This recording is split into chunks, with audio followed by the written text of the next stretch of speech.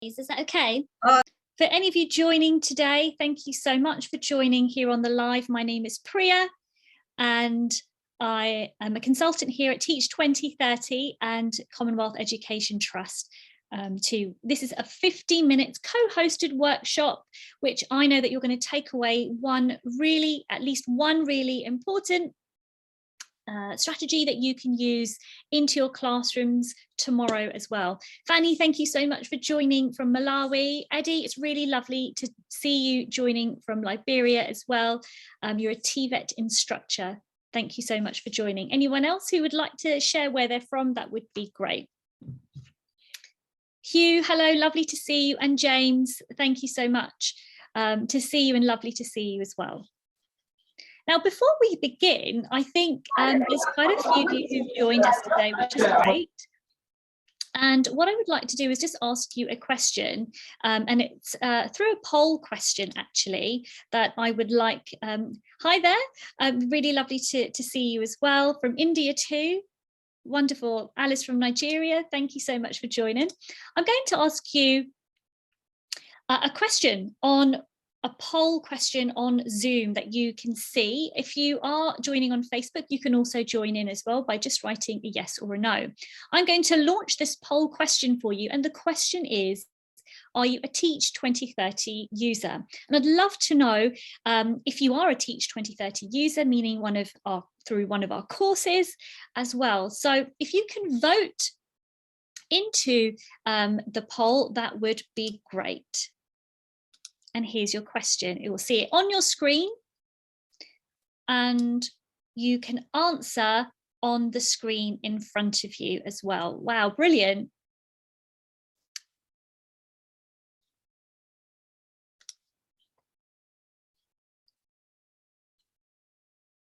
Thank you so much for joining. Thank you so much for answering the question as well.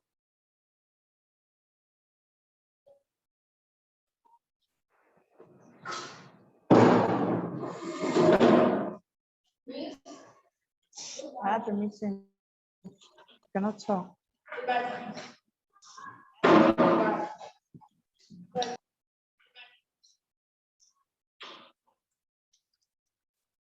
Lovely, thank you so much. And as I can see on Facebook as well, we have someone from Ghana as well. Lovely for you to join us. Thank you so much. So I'm going to end our poll because I think a lot of you have already answered the question if you are a Teach2030 user. And here are the results. Let's have a look. And let's share the results with you. I hope you can see that. The results show there's quite a lot of you who are a Teach2030 user, which is great to see as well. For some of you who haven't, we'd love for you to learn a little bit more about our Teach2030 courses and materials too. So feel free to listen and wait till the end of our workshop as well. Brilliant. Well, so let's make a start with our workshop today.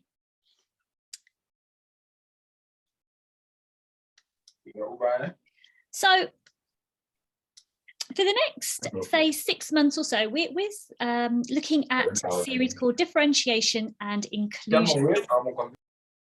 And in this series, we're sharing a lot about how we can adapt lessons so that we can suit the needs of all learners in your classroom, which I think is really incredibly valuable. But today in this workshop, in our 15-minute workshop, what we're sharing with you today with our co-host Fanny from Malawi is how to adapt your do now tasks to challenge all of your learners in your classroom. So we're going to be focusing on this in our workshop today. So let's learn a little bit more about what we can do and what we're covering today as well. So here are 3 objectives that we're going to be covering. The first objective is defining this term differentiation. Defining what that means. And in addition, we're now going to be focusing later on what a do now task is and how we can engage our learners. And then sharing 3 strategies to help you with your differentiation in your classroom, specifically looking at do now tasks as well to help challenge your learners too. You'll be able to go away today with at least one strategy you can use in your classrooms tomorrow as well. So before we begin though, I would like you to also see that we have our workshop co-hosted by our ambassador Fanny, and I'm just going to ask her to unmute because I'd like her to also just share a little bit more about her. She is our Teach 2030 ambassador from Malawi, and we're delighted to have her here. Fanny, would you like to share a little bit more about yourself, please? Okay, thank you so much, Priya. As Priya has already said, I'm Fanny Nobulelo Malikebu. I'm a Teach 2030 ambassador from Malawi under the Commonwealth Education Trust. I currently teach at Stella Maris Secondary School in Blantyre, Malawi, and my portfolio is geography, home economics, and clothing and textiles. At the moment, I would say I'm at my journey to become an expert in teacher professional development. Thanks so much, Priya, and thanks so much to you all for participating in the workshop. Absolutely. Thank you so much, Fanny. And I can only echo that as well. It's wonderful to have so many learners from across the globe as well joining us too. So Fanny will be also sharing some of her best practice throughout this presentation as well. So let's make a start then today. Now, before we do talk about the 3 objectives, for some of you who are new to joining our workshop today, I think first of all, we need to just unpick and remind ourselves of a particular term that we've used as well, which is called inclusion.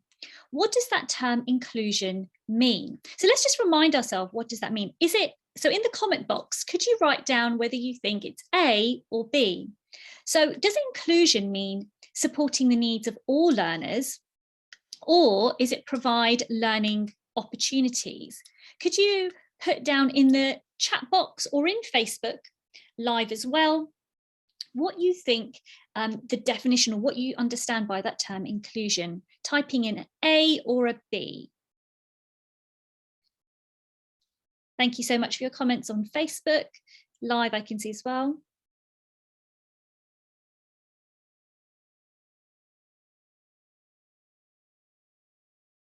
I can see a few results coming through, which is great. What do you think inclusion means? So we've got a varied response here between A and B.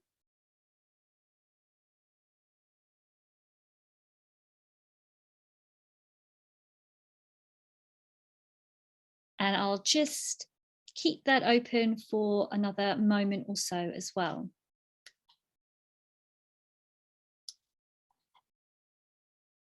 Thank you for all of those of you who have responded so far. So I think from here, A and B, thank you very much. So not sure between both of them. Now, I think, thank you.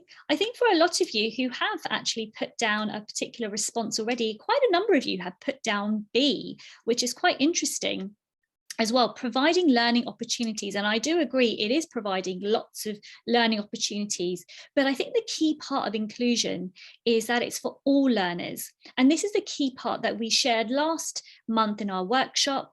And so therefore, what inclusion is about is supporting the needs of all learners, but of course, providing those learning opportunities as well.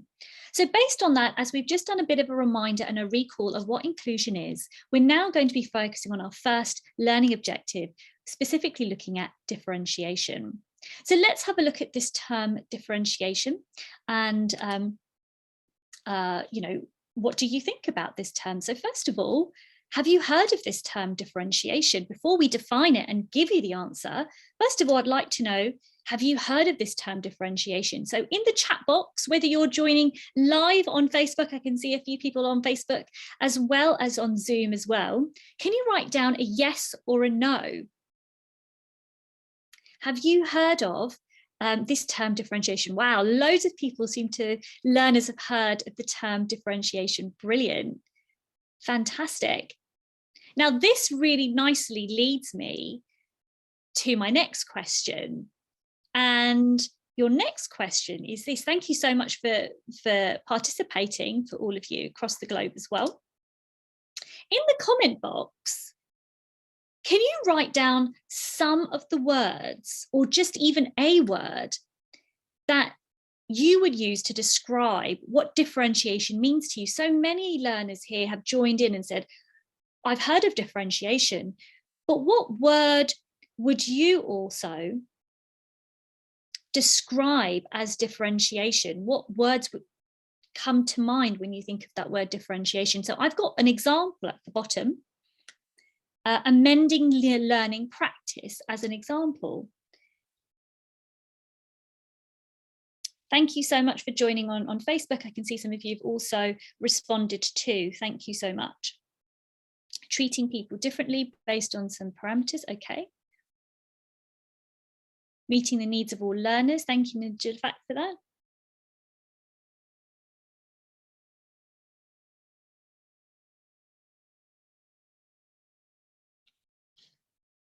And at this point, there's no kind of wrong or right answer. It's just what your understanding of that term differentiation is. Planning, and so from Facebook, I can see Alex has also suggested that planning instructions to meet every child difference in learning. Absolutely. Yes, content, process, product, and learning environment. Thank you, Fanny. Meeting the needs of all learners. There's some really great ideas there. And what's quite interesting is that you've got these ideas so far about meeting the needs of all learners, but also through the content, through the learning environment. So here is actually what we call a word cloud. I'm going to show you this word cloud of some of the words that come across from a research activity that was created, about some of the words that come across about the term differentiation. And these are some of the words that have come across. Some of you may even compare with your response or what you might have thought about to what is actually on the screen too. Now, we're going to now define what this term differentiation is, just a little bit more clearly so that we can understand what this term means. So Fanny is going to just share the term differentiation and just explain a little bit further about that. Thank you, Fanny.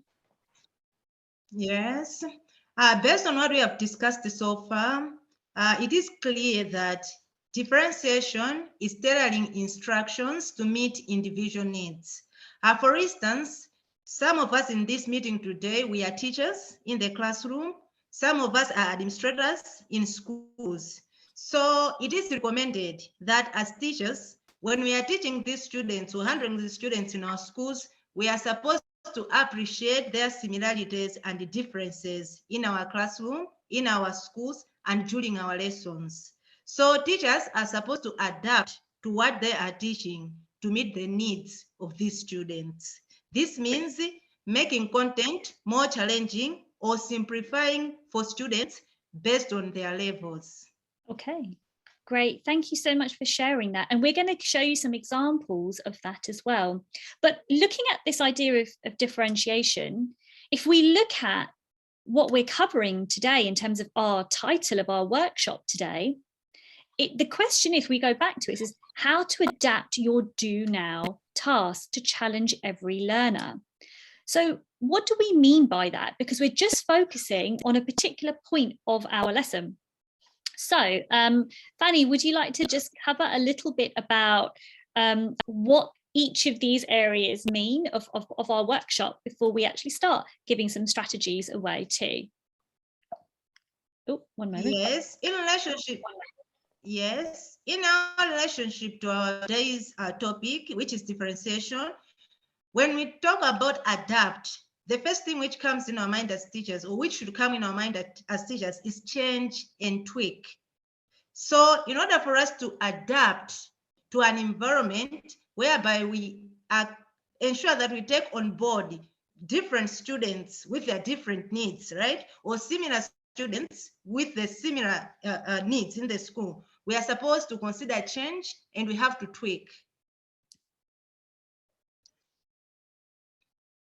In terms of do nows, we have to ensure that we are engaging learners at the start of a lesson. So basically, that's the relevance of the do now tasks during our teaching or in our lesson plan. It ensures that we have taken each and every learner on board, and we have given direction to each and every learner when we are introducing a topic in our classroom. And finally, challenge every learner. We are supposed to challenge every learner, whereby an issue of all learners is tackled. This is supposed to be achieved by developing the do-nows, which would ensure that it changes the learning levels of each and every learner in the classroom. For example, those with, yes. Thank you, Fanny. Sorry, I think there might have been a bit of a delay there, but you're absolutely right. So looking at our title today, we're looking at how to adapt only particularly the first part of our lesson, a do now task, so that we can meet every learner's needs. And how we can do that, we've got 3 strategies that we're going to share with you using a range of different questions to ask each learner. We're going to unpick this a little bit more, using images to engage learners, writing a scenario to help, or a story to share that can also support our learners too. So let's move on. Here's an example of a do now at task. A do now task, for some of you who have joined as well, is a 3 to 5 minute task at the very start of your lesson. Now, many of you might have a task or might move into your main activity, but when you're looking at the first 3 to 5 minutes to engage your learners, you might have some questions on the board. Here are some examples that you can see in front of you.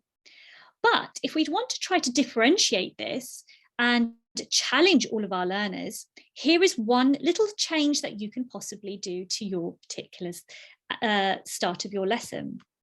So here is an example that you could do. As you can see here now, you can see that the 3 questions are here, and how it changes is that your strategy could be to provide an extra question to challenge your learners. Because what if some of your students or learners in your classroom may have completed the 3 questions already that you've set them? So this could be writing an extension question. One example of an extension question could be make a link or a connection in a sentence between some of the keywords that you have already used. So you're challenging some of your learners in your classroom. If they finish some of the tasks already at the start of the lesson, they can move on to an extension task too. Here is a second strategy that you can also use as part of your do now task as well. Fanny, would you like to just cover this particular one? Yes, this is another way you can challenge your learner for your do now activities. For example, so what you can do is to use the images to engage your learners, and then you can draw a pyramid and write down questions in the pyramid and write challenging questions at the top so that you can link it to the images. For example, you can define a concept. For example, you can ask your students to define transport. You can also ask your student a what is question. For instance, what is meant by the modes of transport? And another one is keywords that are associated. For instance, if the topic is on transportation or transport, you can ask your students to come up with words which are associated with transport, such as railway transport, water, air, road, and land. So that's providing an extension question to challenge your learners. Okay, thank you so much, Fanny. In this example, we're looking at waste as well. So you can have maybe some activities, some questions at the bottom or at the start of your pyramid. And then as you move your way up, you can have a more challenging question there as well. Here's our final strategy that we would love to share and that you can take away and use into your classrooms potentially as well. Now, sometimes you might have a matching up activity, whether it's using an image or a text. You might even have a keyword and a definition, and you're asking your learners in your classroom to match up the correct keyword with the definition or a text or an image. Now, once you've got that, and once they might have completed that and they know them and they're quite secure with that, what can you do with that? You might, for instance, want to give them a strategy or a task such as write a scenario. So what I mean by that is potentially asking your learners, what could happen next? What's the next stage?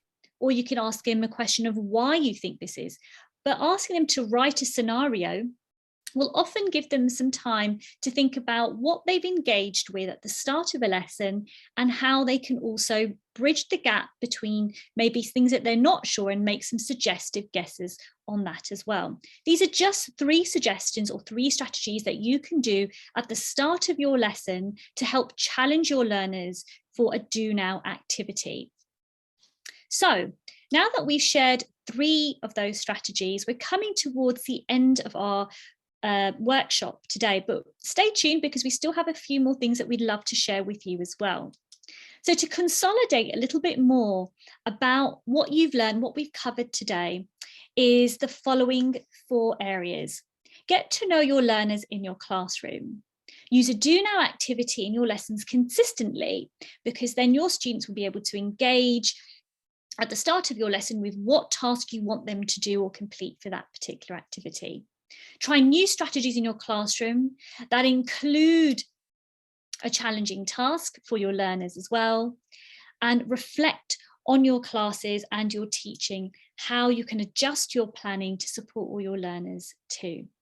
Now you can see at the bottom here that there is a code which is FA Malawi, and that's Fanny's code to access part 2 of our courses, which I'm happy to share a little bit more about as well. But before I share a little bit more about the code and also some of our posters and information that you can also receive, I would love to know, and a reflection from you, what will you be considering in your planning of your lesson as well?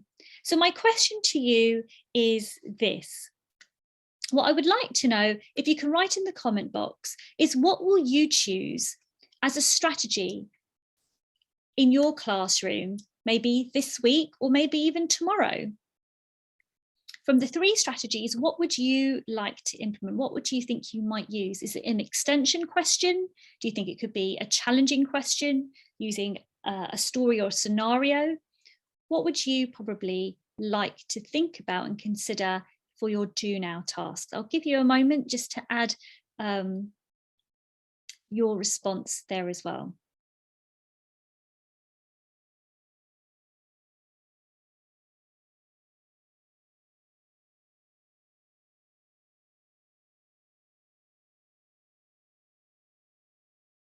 Third one, thank you so much. So you like the idea of a scenario.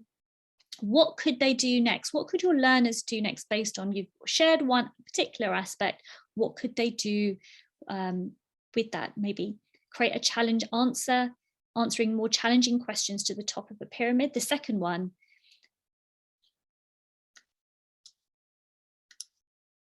thank you so much for sharing. 1 and 3, thank you so much for sharing as well.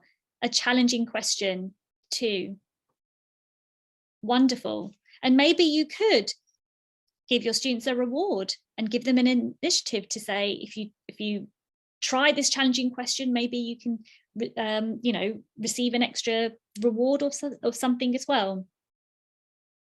Alex has mentioned on Facebook as well, just to read out, having well-planned questions that will engage and challenge every learner as well. Absolutely. Thank you so much, Alex, for sharing that too. I'm going to just move on. We're coming towards the very end as well. Now, for some of you may or may not know, but we have post-event materials, much like that you see right in front of you, which is about do now task and how to challenge your learners. We would love for you to have access to these posters. You can print and you can use and you can share with other colleagues as well. And to access these, you just have to register on www.teach2030.com as well. In addition, from our posters too, just to go back, that you can also develop your teaching practice further. For some of you who haven't really accessed any of our Teach 2030 courses, this would be a great opportunity for you to engage with a little bit more with some of the strategies that you've learned today. And this comes from our practical active course too. Part 1 is free. And if you use Fanny's code, you can take note of this. You can use the code FA Malawi to access part 2 of our courses as well. Thank you so much. Before you leave, there is one final question that I would love for you to answer, and it's actually from our poll question. So you will see now a poll question. that I would love for you to answer as well. And it says, would you take a Teach 2030 course after this workshop? I'm just going to add that on as well. Bear with me. Oops. I think that you can see that. I hope that you can see that on the screen as well. Would you take a Teach 2030 workshop after this as well?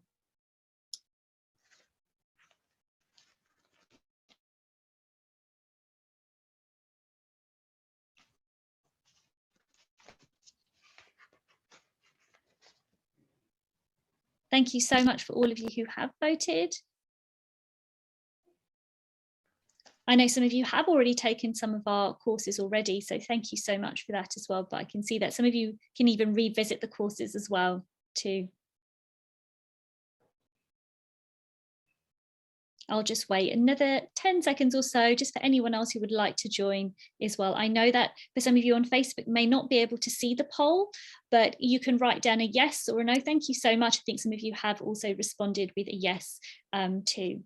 So I'm just going to end the poll. I'm going to share your results as well so that all of you can see, which is great. So vast majority of you would take one of our courses, which is really pleasing to see. So thank you so much. We're coming now towards the end of our workshop. Thank you so much for joining. I think it's gone a little bit overdue over the time than we expected, but I just want to say on behalf of all of us here at Teach 2030 and Commonwealth Education Trust, thank you so much for joining. We are delighted to have Fanny here today. You know, there's been some challenges to join with connection, but Fanny, thank you so much for your time and your effort to co-host with us today. Was there anything that you would like to say before I close the workshop? All right, fine. Thank you so much, Priya. But what is very important from this workshop is to at least move away with the takeaway. So at least we've been given those 3 strategies, and it is our expectation that at least you adopt one in your classrooms. I thank you, Priya, for co-hosting, and I thank you all for participating in this workshop.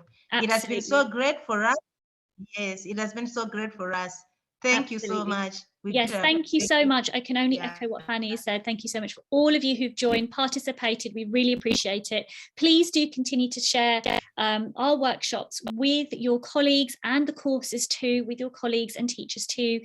We'll be thrilled to have you and support you on your journey through your teaching and professional development. Thank you so much for joining. I'm now closing our workshop. Have a wonderful day. Thank you.